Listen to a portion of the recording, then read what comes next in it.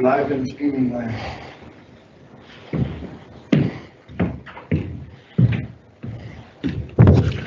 Hi everyone, my name is Michael Marcelin. I'm one of the general co-chairs, and I'm going to be running the streaming video for those of you out watching online. And there will be a panel that you can use for asking questions. There's a Q&A panel.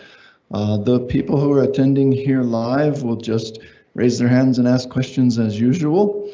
And those of you who are out in streaming land, you can type a question, and then I will relay your questions to our speaker who can then answer them live.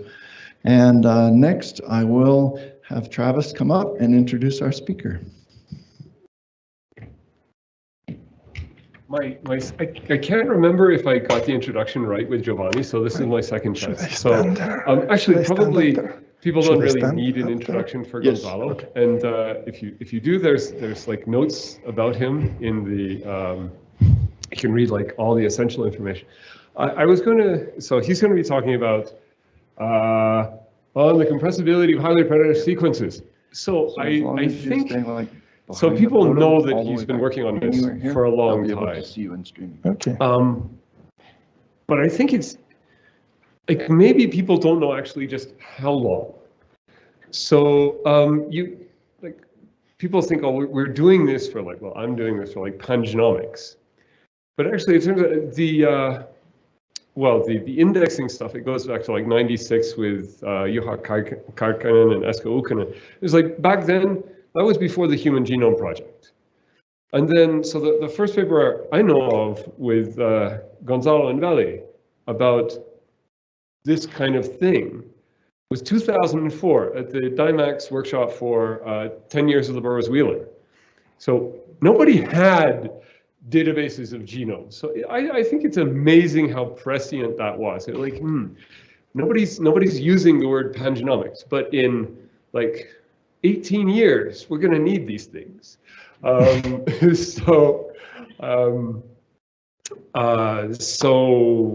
it's been going on for ages, and you like find out all this stuff, and then you trace back, and frequently you get to a paper by Gonzalo.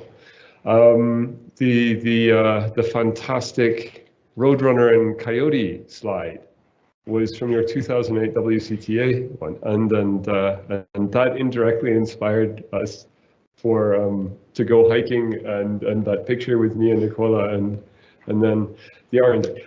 So okay, you actually don't want to hear from me. You want to hear from Gonzalo about on the compressibility of highly repetitive sequences. So please welcome Gonzalo Navarro, of course. Okay. Thanks, Travis, for the introduction.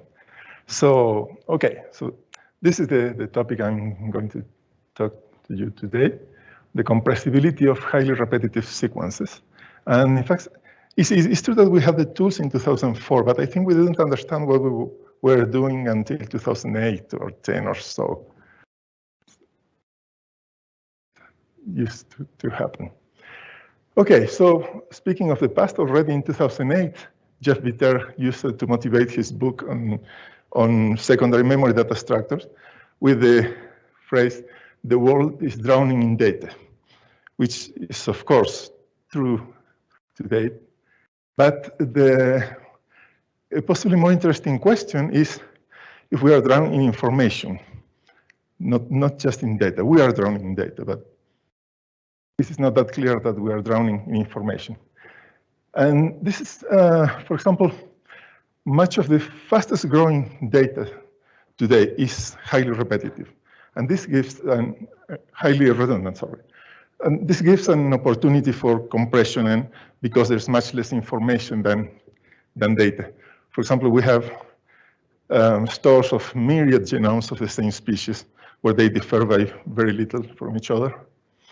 We have those periodic sky surveys that flood us with terabytes of data per day or so, but they are many times pictures of the same area of the sky over and over to basically look for differences.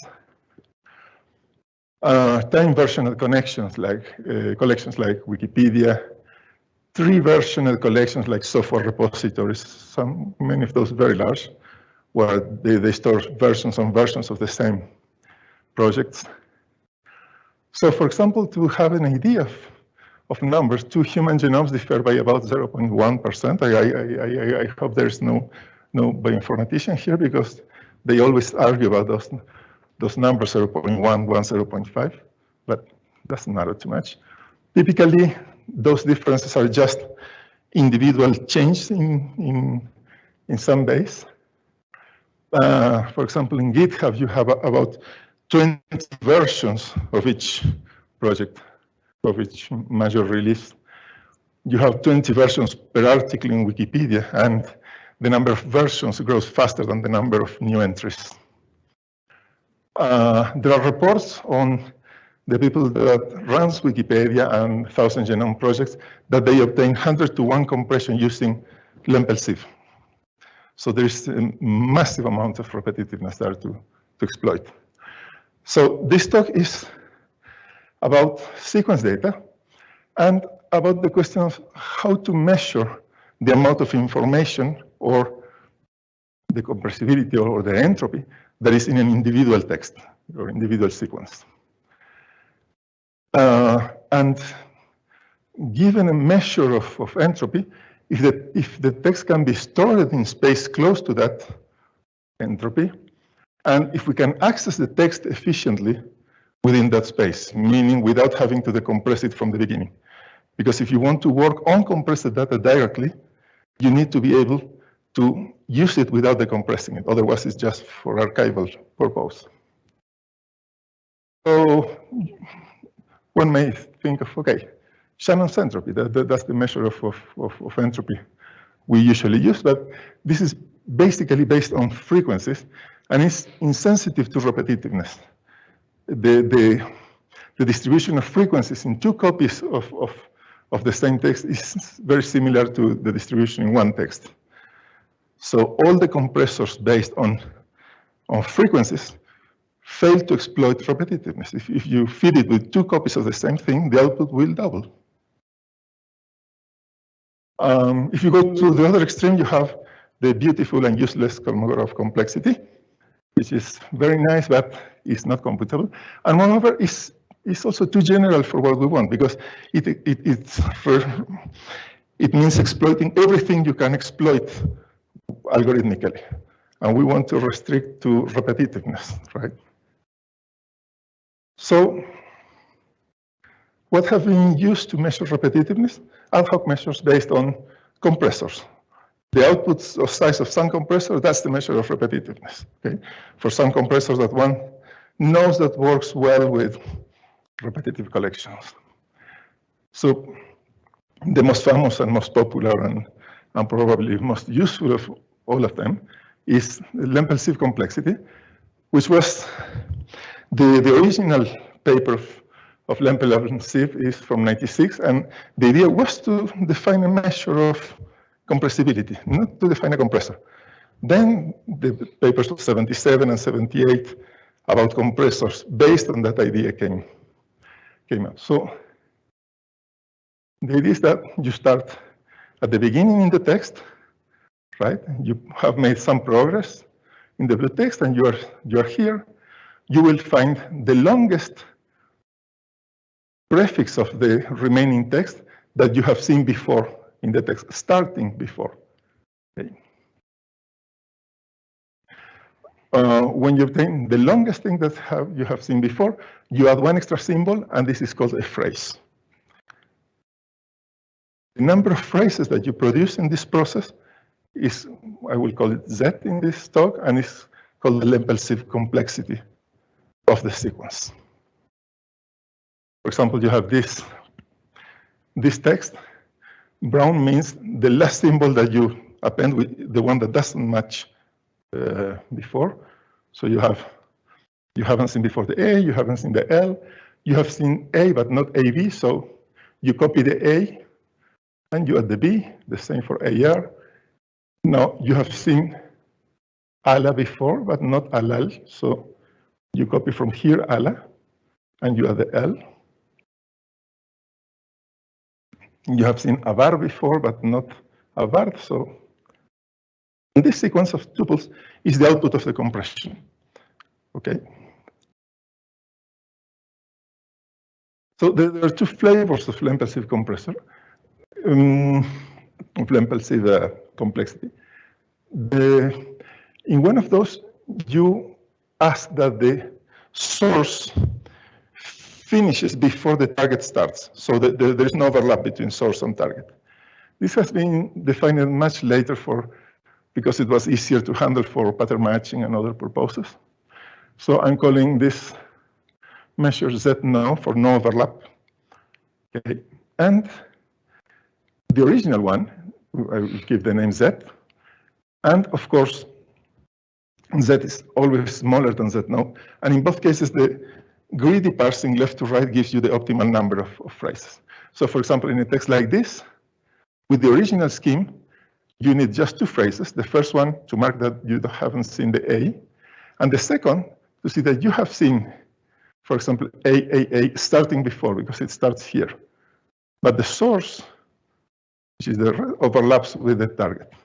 In Z node, you cannot do that. And then you need a logarithmic number of doubling phrases in order to cover the text. So in some families, very simple ones, Z node can be log n times bigger than Z. And this complexity is the base of practical compressors, like I said, like 77, 78, with huge success still today. Okay, what good properties we have for impulsive complexity? Well, it converts to Shannon entropy on ergodic sources. So when there is no repetitiveness, it behaves decently.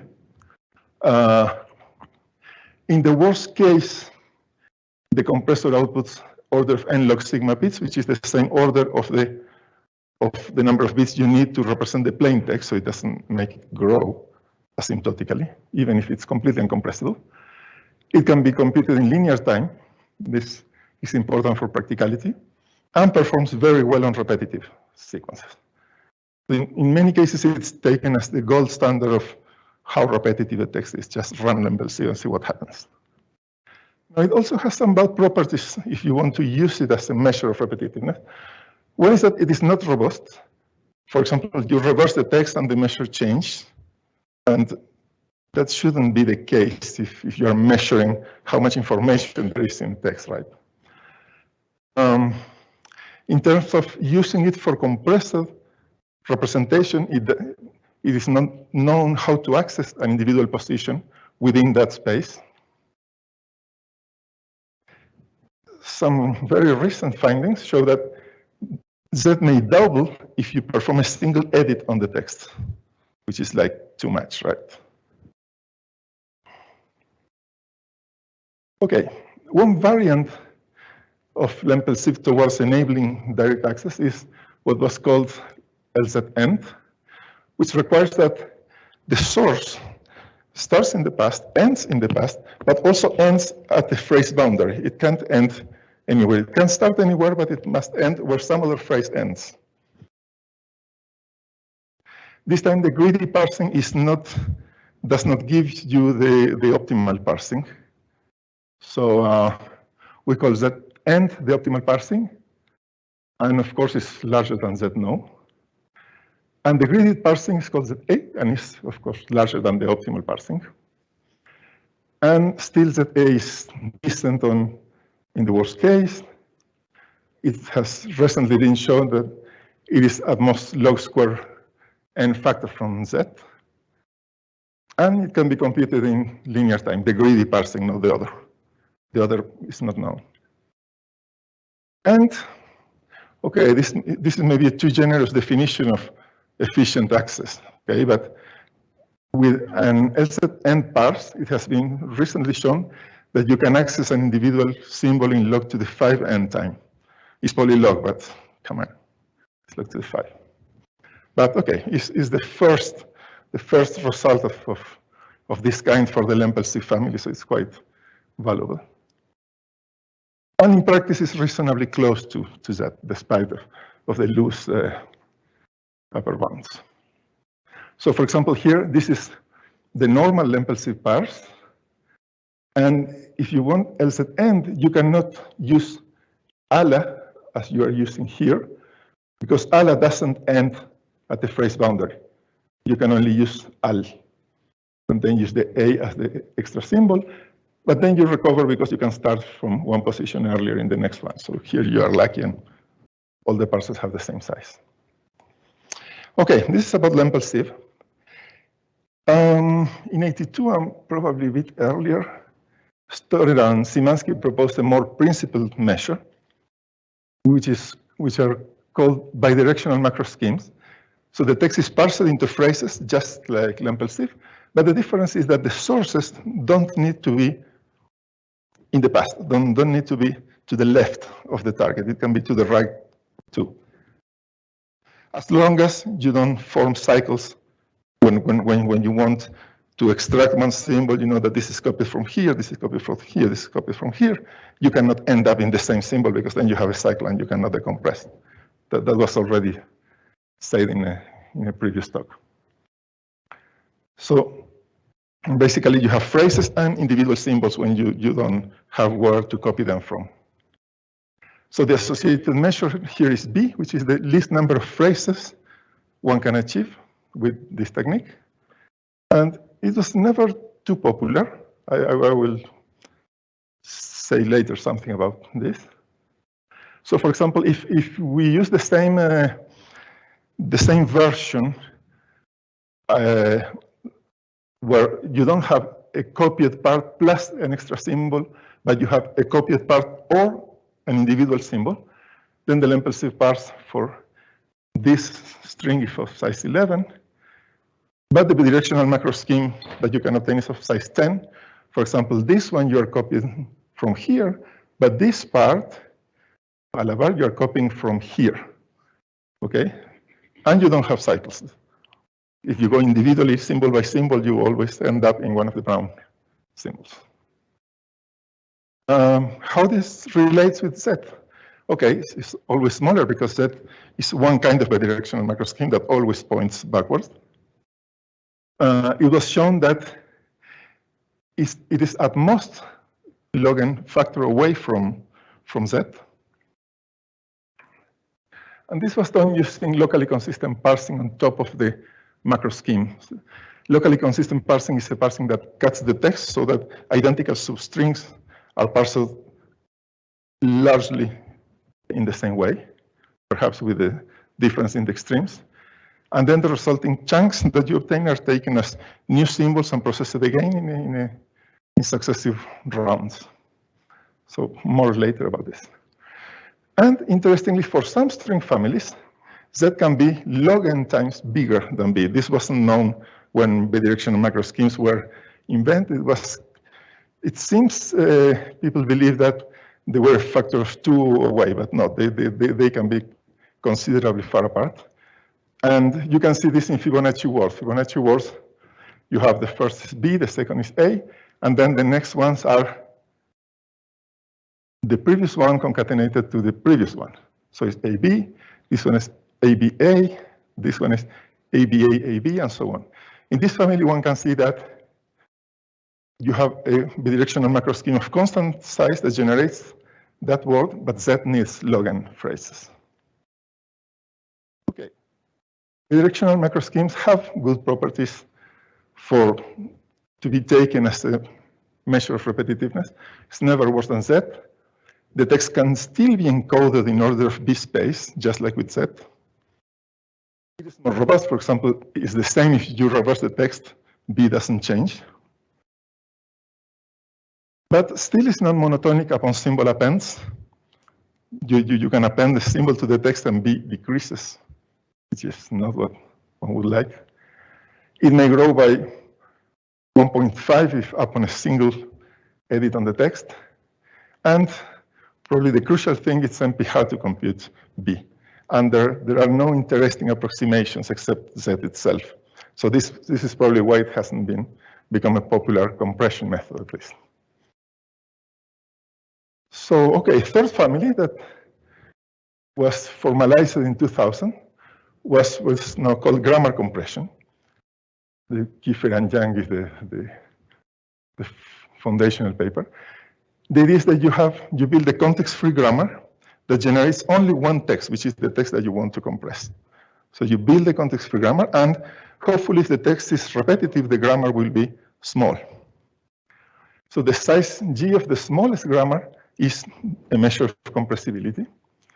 The smallest grammar size also converts to Shannon's entropy, and finding the smallest grammar is NP hard too. But unlike the case of a macro scheme, there are several decent heuristics and approximations. Actually, the heuristics were previous to the formalization. So if you have this text, you can build a slightly bigger grammar. You say, okay, the non-terminal A rewrites as AL, B rewrites as A bar, and S rewrites as B, AB, da. And this is what is called the parse tree, okay, where you expand the non-terminals until you have all the text left to right in the leaves. So what relations are between the smallest grammar and the Lempel-Seed parse? Well, even without overlap, Z is asymptotically smaller than or equal to the smallest grammar.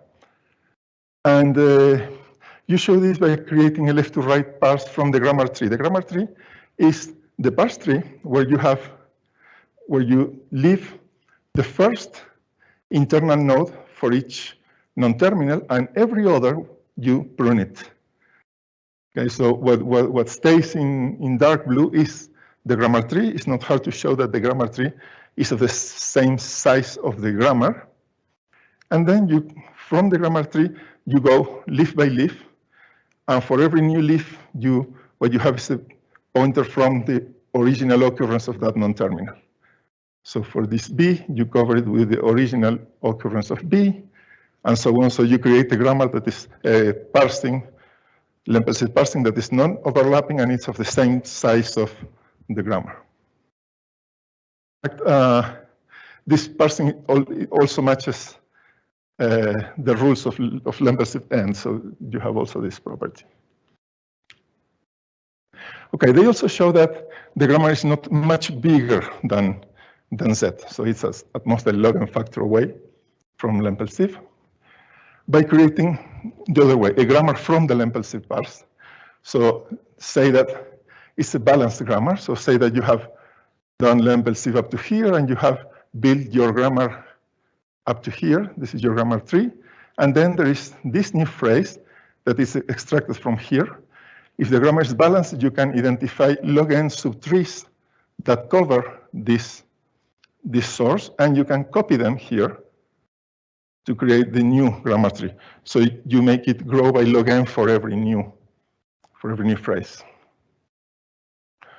Okay, it was shown that this also holds for Z when you allow self-reference.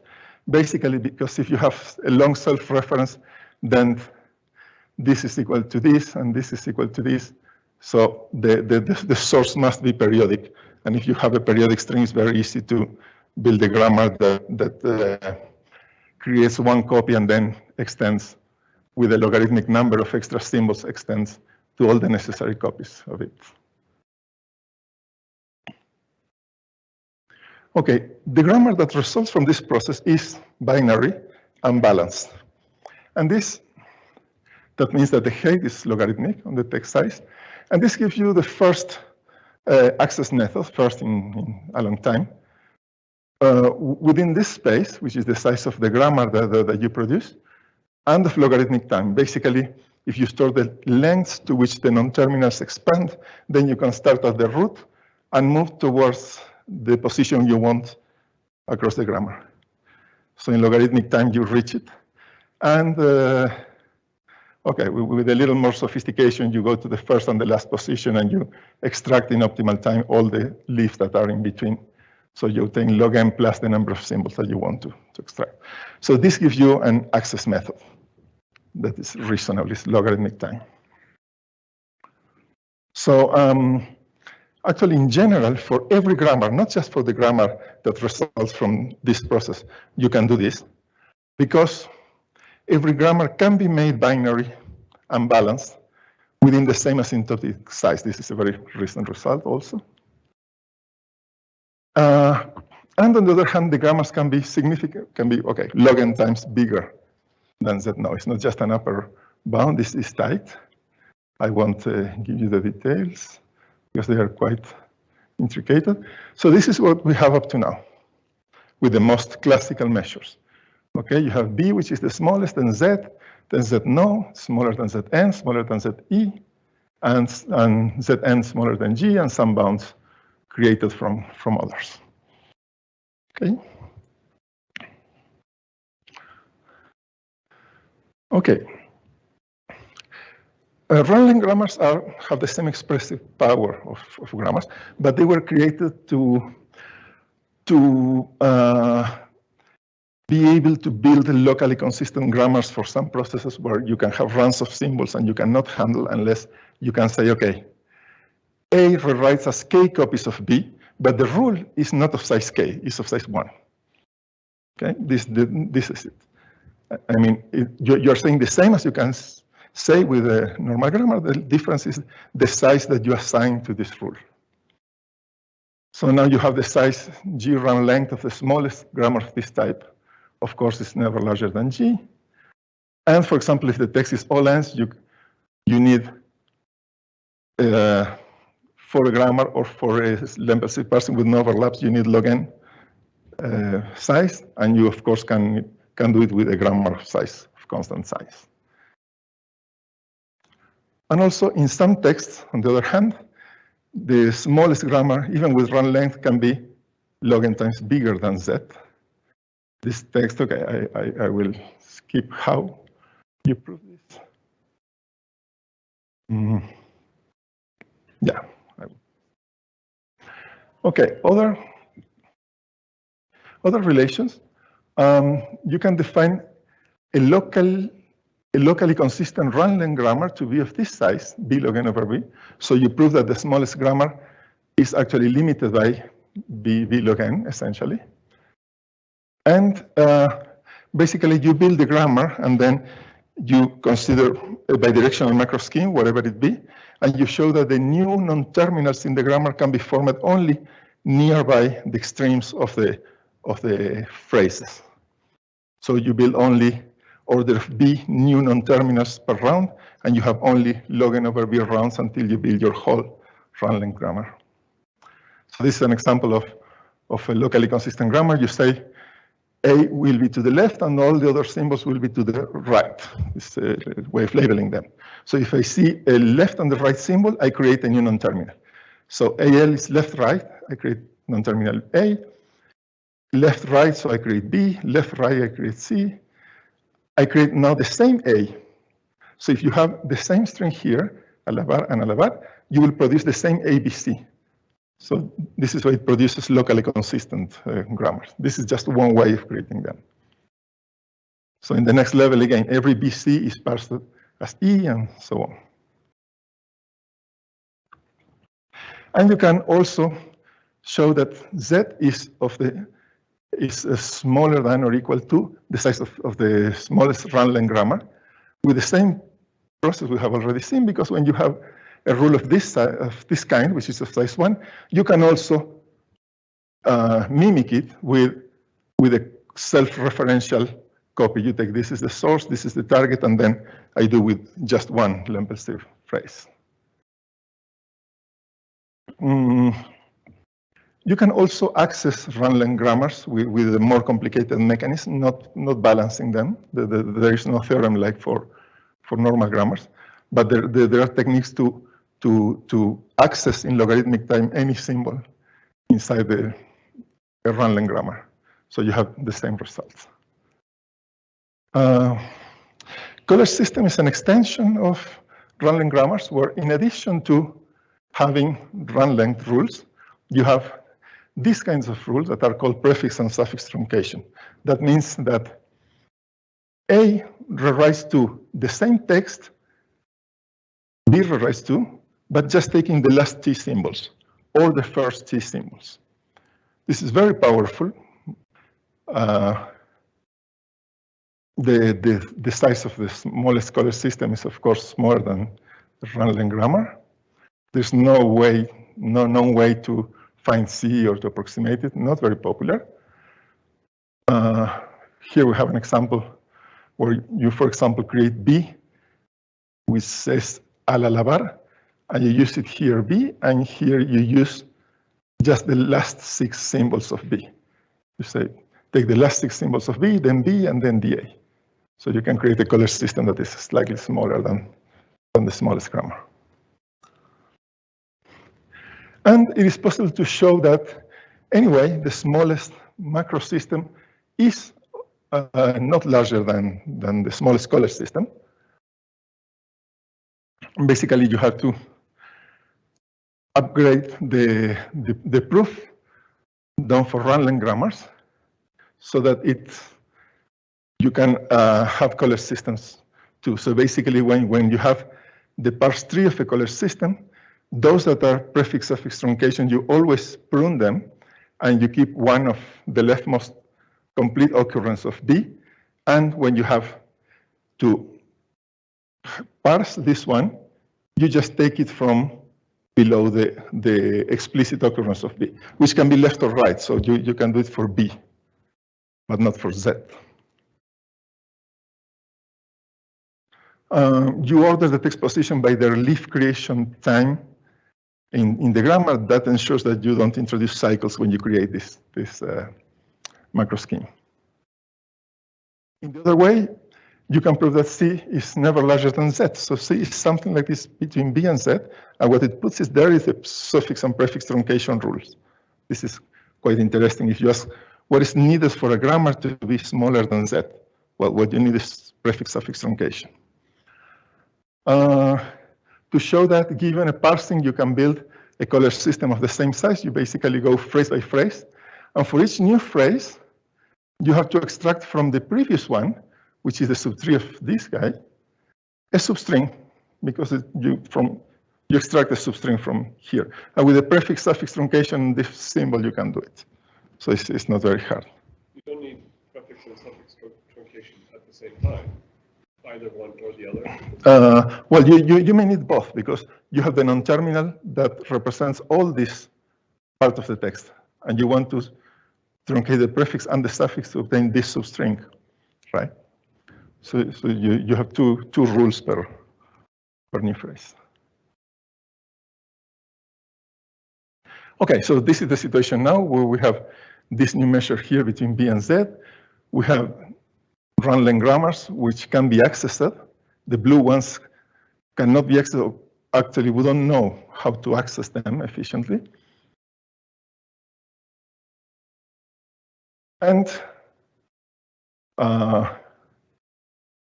the new participant here is the Bowers-Wheeler transform, which, as you surely know, was a rejected paper in DCC in that time. So you can find it only in a technical report. And they invented this transform that is a permutation of the text, where you pick the symbols preceding the suffixes. I mean, you saw the suffixes, take the symbols that precede the suffixes. This is the BWT, so it's a permutation of the symbols. That sequence, even if compressed locally with zero-order entropy, reaches high-order statistical entropy. And more interesting for us here is that it groups symbols with similar context and tends to form long runs of equal symbols.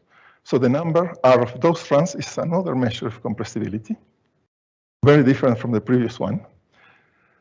The transformation is reversible, so just with the information of the symbols and the length of the runs, you can, in order of R log n bits, have enough information to reconstruct the original text, so it's a reachable measure. And for repetitive text, R is small. In our example, R is actually smaller than Z.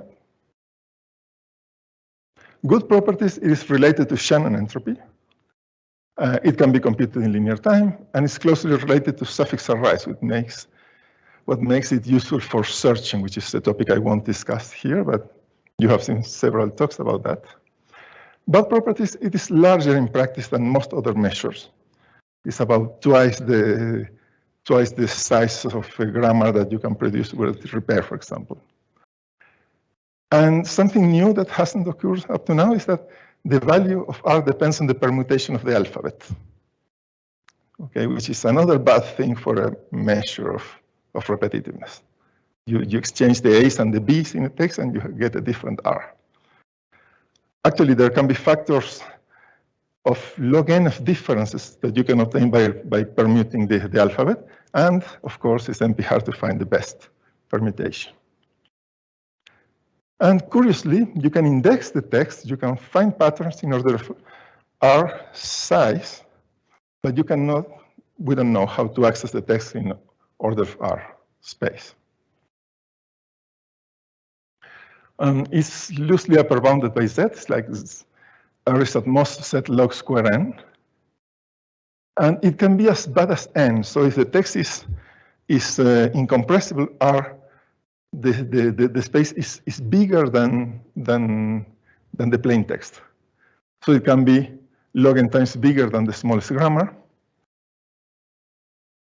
On the Brin sequences, for example, R is n basically, and Z is n over log n on binary, the Brin sequence. And on the other hand, there are families where Z is log n times bigger than Z. Again, our Fibonacci strings. So both measures are incomparable. In practice, Z is much smaller than R in almost all text. But still, it can be proved that B is never larger than R. And okay, to use that, to show that you use locally consistent parsing again. So you take all the first symbol of each run and map them to the text.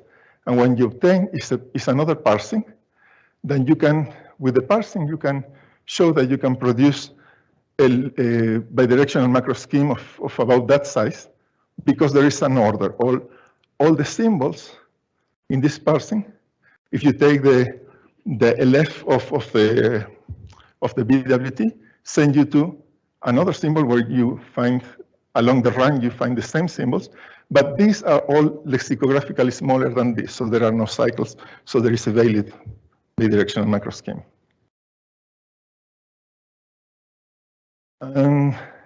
This idea of lexicographic parsing, well, you saw the talk of Dominic a couple of talks ago, led to define a new measure, which is called V here, which is the size of the smallest lexicographic parsing, which is a kind of alternative to Lempel-Sieve, where it can be computed in linear time. And roughly, you can say that while Z preserves text order, you point to something that is behind in the text. V preserves suffix array order. You point to something that is behind you in the suffix array, not in the text. It can be forward in the text. So good properties, they obtain similar compression rates in many cases. It has better formal guarantees. It's never larger than R, because R is just one lexicographic parsing, and this is the best lexicographic parsing. And they have similarly efficient compression and decompression. And okay, bad properties is V is only clearly better than Z on Fibonacci words. It's incomparable with Z in general. And when you have these real collections of cumulative edits, where you have a history of editing, right? In those cases, Lempel-Sieve tends to behave better than this lex parsing. And another bad thing is that it also depends on symbol remappings.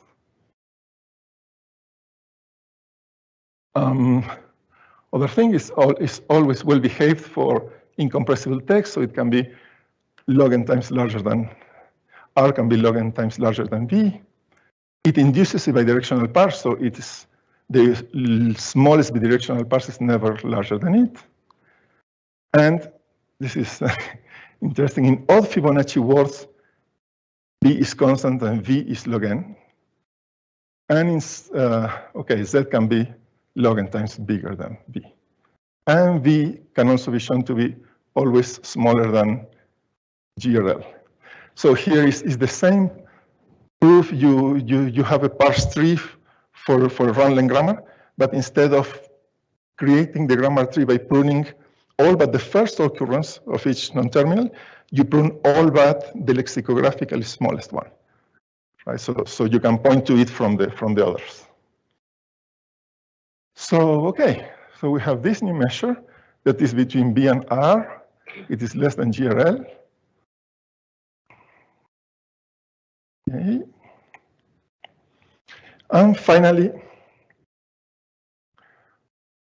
all these have been ad hoc measures. They are compressors.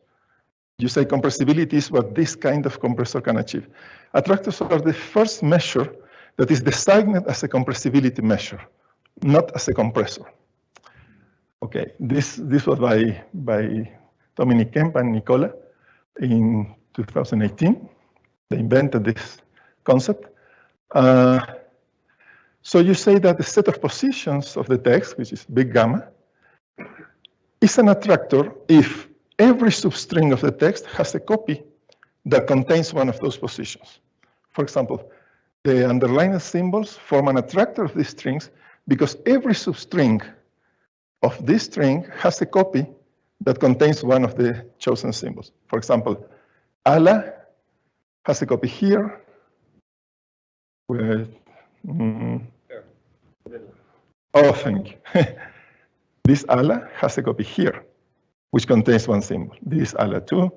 For example, bar contains a copy here, which has many symbols and so on. So this is the size of the attractor. Gamma is then defined as the size of the smallest attractor. And they show that this new measure lower bounds all the other measures we have been speaking about. Okay, so it's good in the sense that it is a lower bound.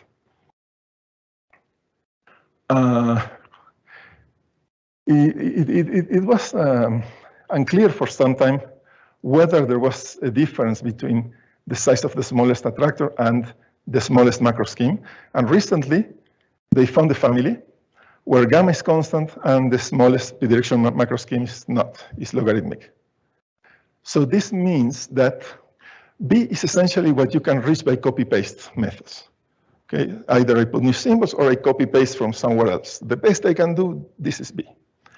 So this shows that if gamma is reachable, which is still unknown, it won't be by copy-paste method. You need something else.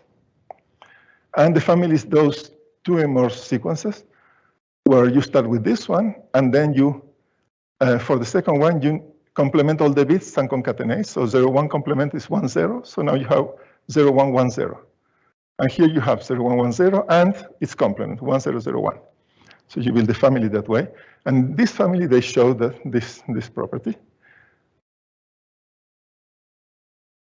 And, well, Thomas thinks that he can prove that G, the size of the smallest grammar, is upper bounded by gamma log n over gamma. I always take Thomas very seriously. So what good properties we have? This is an elegant definition. It's not an ad hoc measure. It lower bounds all the other repetitiveness measure. It's invariant upon string reversals and symbol mappings. And within this space, because grammars are smaller than this, you can provide access. Or we had access in G. Okay. We don't know if we can reach gamma, but in gamma log n over gamma, you can represent the text and provide fast access. But properties still is not monotonic upon appends. You add a symbol and gamma can decrease, which is annoying. It may still double upon a single edit on the text. This is still bad. And surprise, and be hard to compute. And we don't know if it's reachable. We don't know if one can represent the text in order of gamma space. We can't by copy-paste methods, but maybe there is another way. Another way to access using a attractor is to use a block-like tree structure, where basically you divide the text hierarchically, and every node that is not covering any attractor position is replaced by a pointer to a copy that does cover some attractor position. By definition, this can always be done. And you can prove that there are at most gamma of these nodes in each level, and there are log n over gamma levels. And then you can traverse the tree when you want to access some symbol. You go down, and if you reach one of these blocks that are not represented, then you jump here and then you go down, because if you jump it horizontally, then you're sure that you can go down now. Yes? It's just a coincidence that... Yes, it's a coincidence. It's a coincidence. Yeah, sorry, it's a coincidence. You can point to something in between. Okay, finally, the last, almost last measure is called string complexity, and the measure is called delta, and it's defined like this. If you call T of k the number of distinct substrings of length k in the text, I put min is max. Sorry. Oh, it's max. I need a fourth version of the slides. Delta is the maximum of T of k over k for all the k's. This is the definition. It's very easy to prove that delta is never larger than gamma, because if you have gamma attractors, all the different strings must have a copy covering an attractor. So for every attractor, you have just k distinct substrings that contain it. So at most, you have gamma k distinct substrings of length k in the text. And from that, you pass k dividing here, and you get that gamma is always larger than all these terms, including the maximum. So delta is a lower bound to gamma. It can be computed in linear time. So it's much more practical than gamma in that sense. It's invariant upon reversals, symbol remappings, monotonic upon symbol appends, finally. And when you edit the text, it only grows by 1, finally. What should be? So here, for example, you have T of 1. There are 6 different symbols in the text, so T of 1 over 1 is 6. There are 9 different substrings of length 2 in this text, so T2 over 2 is 4.5. There are 9, 3, 6, 10 distinct substrings of length 3, and so on, and you take the maximum of this, and this is delta for the text. So some upper bounds. Well, Z is known to be order of delta log n over delta. So this size is reachable. Delta log n over delta is reachable by Lempersive compression. Block trees can also be made of this size. So you have direct access within that size, not within Z, but within delta log n over delta, you can access the text efficiently.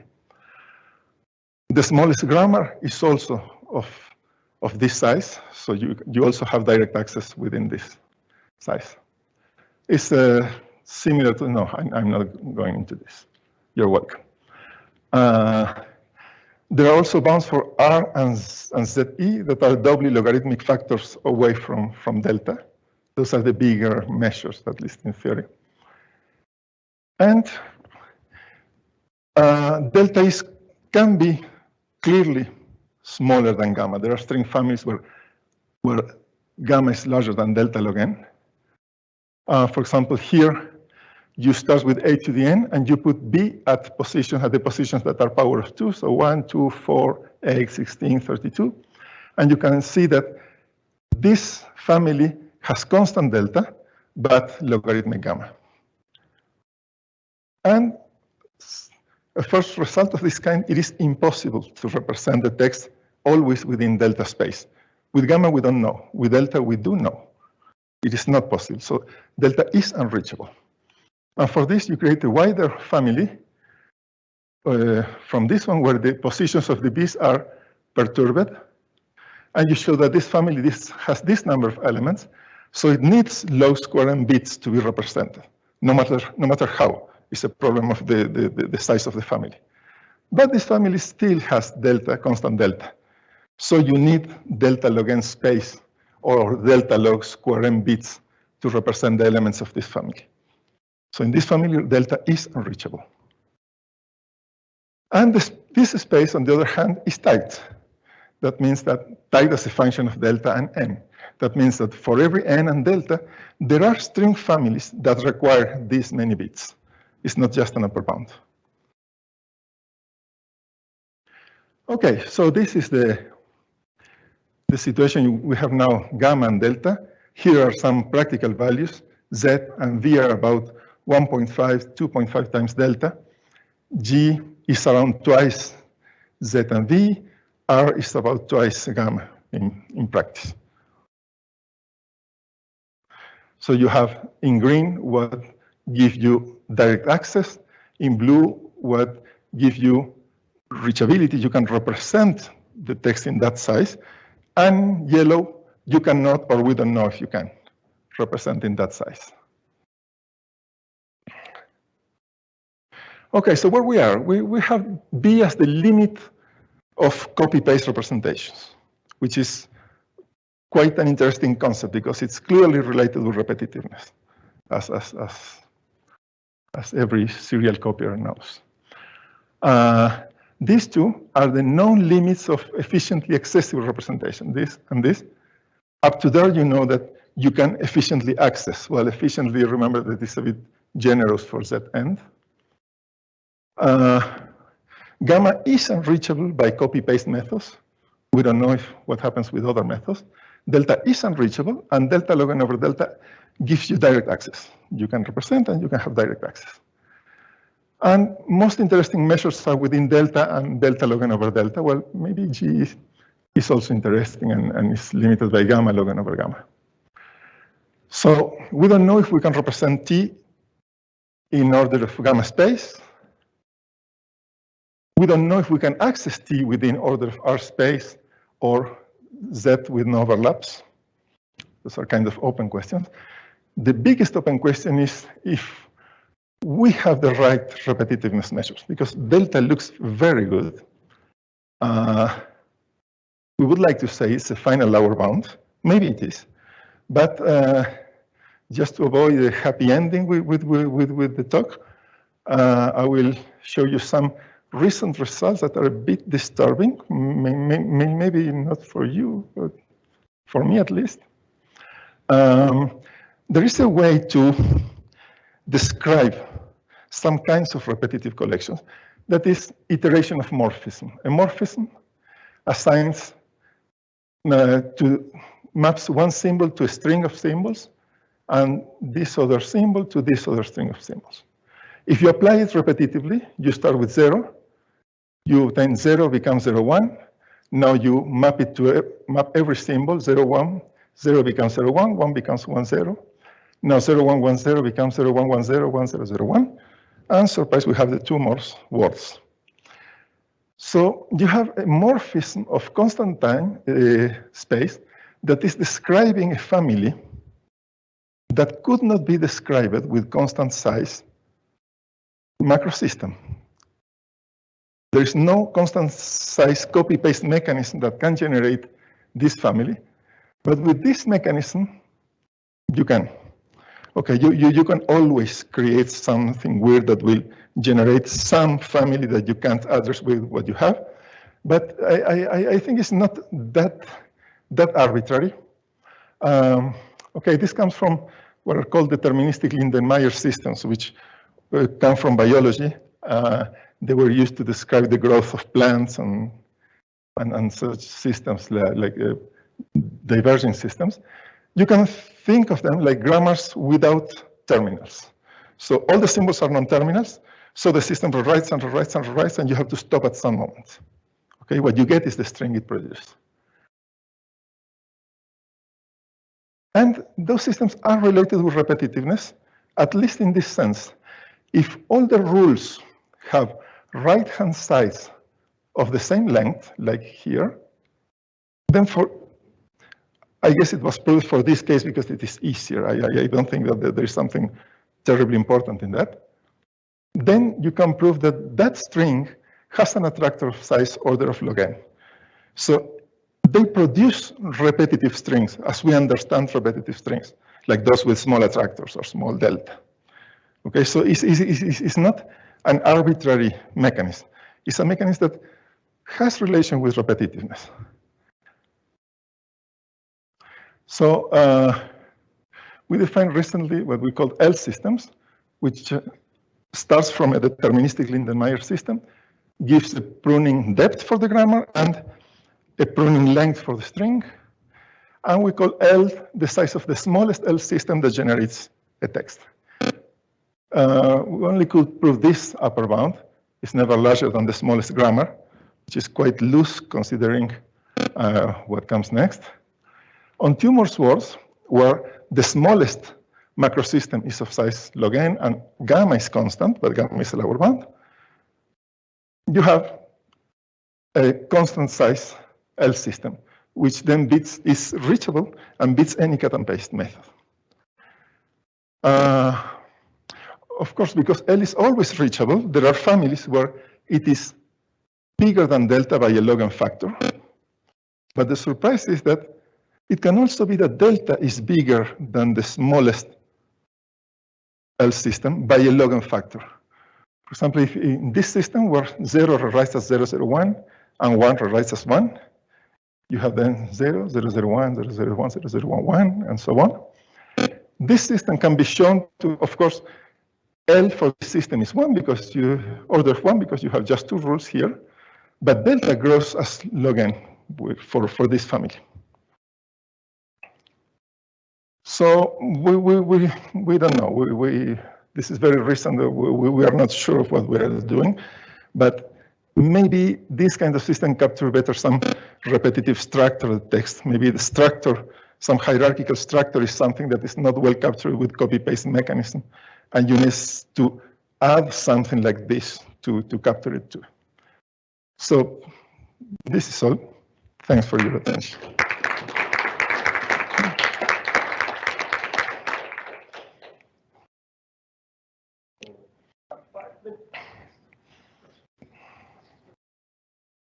Otherwise, we check online or?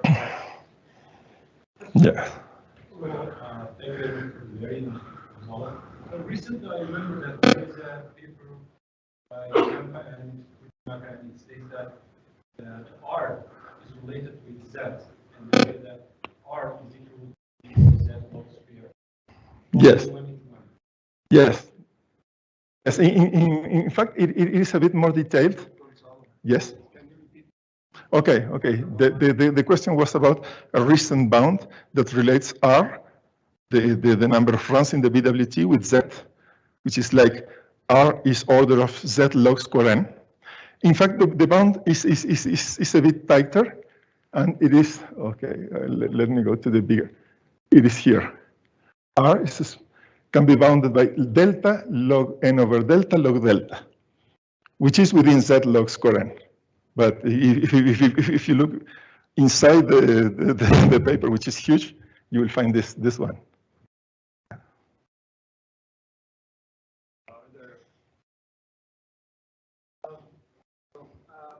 How good or bad is permutation entropy as a measure of repetitive?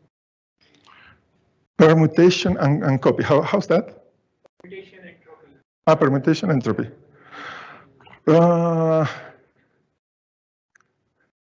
I don't remember having seen it related to any of these measures. It's kind of like finding the frequency of each permutation of a certain order, order of 4, so the number of permutations that appear. So if the same permutation is appearing again and again, so then the permutation entropy would be very low. I haven't seen it related to any of these measures. It would be interesting to check out. Yeah. Yeah, thanks for the pointer.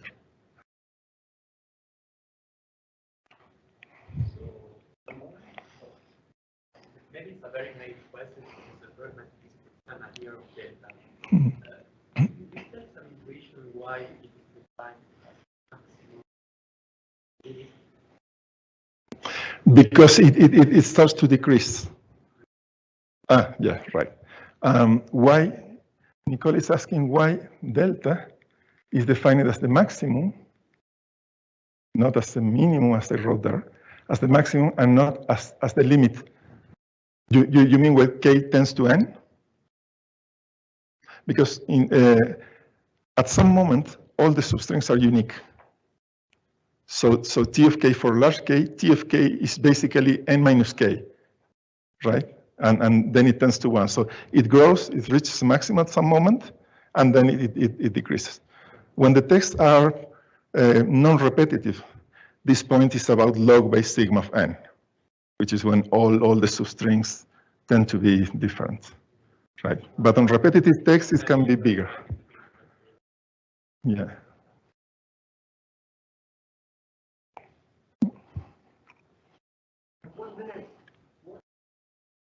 I will ask something vague and unsatisfying. Okay, I'm gonna do it. So I remember like we all love Turing machines and the context-free grammars and stuff like that, but there are other sort of models of computation which I don't like, which are more like the Lindenmayer systems, like PDAs, and you get like the post-correspondence problem and this kind of stuff. It's like you have to show that these things have, you can do those rewrite things and show that they have like they're Turing complete. It's like I don't like them because I don't have a good intuition. But is it likely like that you're sort of sliding into a new model of computation, where instead of being like context-free, or maybe you're getting some sort of context-sensitive thing, or? Yeah, then that's a philosophical question. In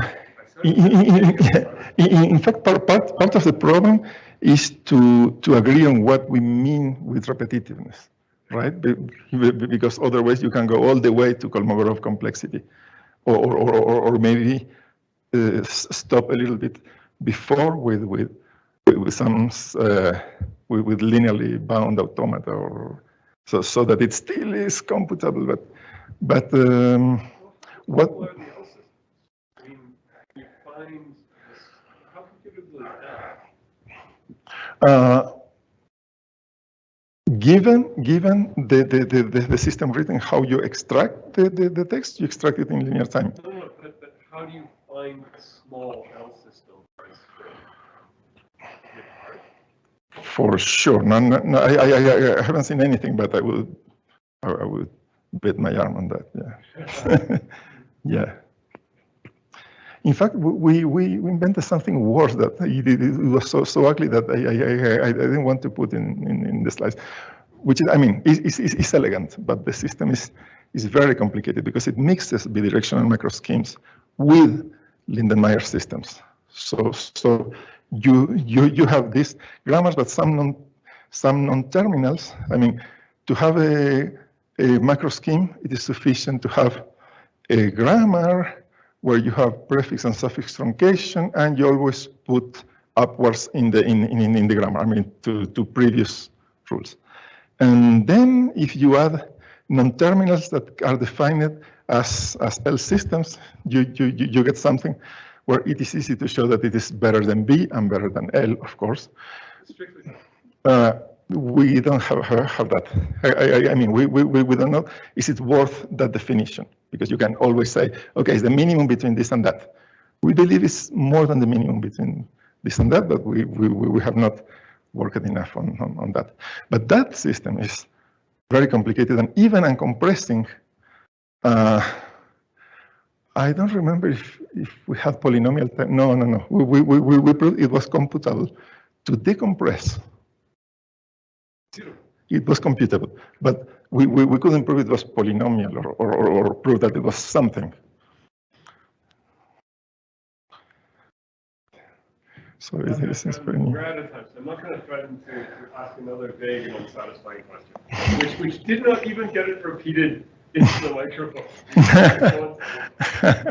Is there a precise and satisfying question?